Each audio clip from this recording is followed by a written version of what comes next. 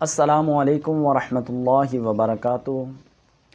دوستو، الحمدللہ ہمارا سورۃ البقرہ کی پہلی 25 آیات کا ترجمہ ہو چکا ہے۔ آج انشاءاللہ عز و جل سورۃ البقرہ کی آیت نمبر 26 سے لے کے 29 تک کا ترجمہ کریں گے۔ اس کے بعد حضرت آدم علیہ السلام آپ کی تخلیق کا واقعہ شروع ہو جائے گا۔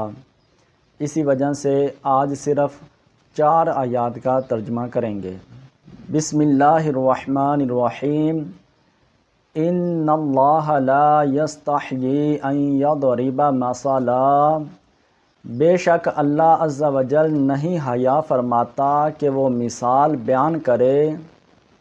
ما بعودۃ فما فوقہا، وہ مثال چاہے مچھر کی ہو یا اس سے بڑھ کر۔ فَأَمَّا الَّذِينَ آمَنُوا فَيَعْلَمُونَ أَنَّهُ الْحَقُّ مِن رَّبِّهِمْ، پس جو لوگ ایمان لائے وہ جانتے ہیں کہ یہ ہمارے رب کی طرف سے حق ہے۔ وَأَمَّا الَّذِينَ كَفَرُوا فَيَقُولُونَ مَاذَا أَرَادَ اللَّهُ بِهَذَا مَثَلًا، پس وہ لوگ جنہوں نے انکار کیا وہ کہتے ہیں کہ اللہ عز و جل کا ان مثالوں کو بیان کرنے کا کیا مقصد ہے۔ یُضِلُّ بِهِ کثیرا وَیَہْدِی بِهِ کثیرا، پس وہ اس کے ذریعے بہت ساروں کو گمراہ کرتا ہے اور بہت ساروں کو ہدایت دیتا ہے۔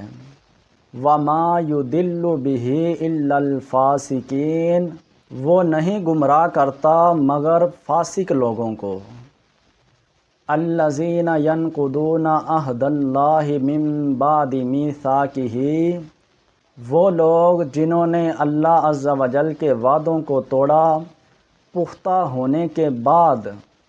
وَيَقْطَعُونَ مَا أَمَرَ اللَّهُ بِهِ، اور وہ کاٹتے ہیں ان چیزوں کو جن کو اللہ عز و جل نے جوڑنے کا حکم دیا ہے۔ أَن يُوصَلَ وَيُفْسِدُونَ فِي الْأَرْضِ، اور وہ زمین میں فساد کرتے ہیں۔ اولئک ھم الخاسرون، یہی لوگ خسارہ پانے والے ہیں۔ کیف تکفرون باللہ وکنتم امواتا فاحیاکم، کیسے تم اللہ عز و جل کا انکار کر سکتے ہو، اس نے تمہیں زندہ کیا جب تم مردہ تھے۔